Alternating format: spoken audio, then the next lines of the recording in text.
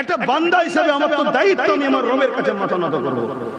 8 বছর বয়স থেকে বাপ মাকে ট্রেনিং দিতে হয় বাচ্চারা নামাজের জন্য। কে বলেছে প্রশিক্ষণ দিলে নামাজি হবে না? মাদ্রাসার ছেলেগুলো নামাজি হয় কি করে? ছোট্টবেলায় মাসে পাঠিয়ে দিতে উস্তাদ থেকে ট্রেনিং দেয়। উস্তাদ যেভাবে তাকে টাইমে টাইমে নামাজ পড়াচ্ছে, বাপ মা যদি তোমার ছেলেকে ডাক্তার বানাচ্ছে, উকিল বানাচ্ছে, বানাও, ইসলামে জায়েজ তো। ঠিক তেমনই যদি নামাজের ট্রেনিংটা ছোট্টবেলা থেকে দিতে, তো তোমার ছেলে ডাক্তার হওয়ার পরও নামাজ কাজা করতো না, তোমার ছেলে উকিল হওয়ার পরও নামাজ কাজা করতো না। এখন তুমি ছোটবেলায় টিভি দেখে, মোবাইল দেখে হই হই করিয়েছো, আর এখন হুজুর কেন নামাজের কথা বললো না? অনেকে বলে হুজুর নিয়ে এসেছি, নামাজের কথা বললো না। আমি নামাজের কথা বলতে আসি না, তারপরেও লাস্টে বলি না। আমি বলতে এসেছি অনেক লোক নামাজ পড়ে কপালে দাগ করে ফেলছে, নামাজ কবুল হবে না যদি নবী না থাকে।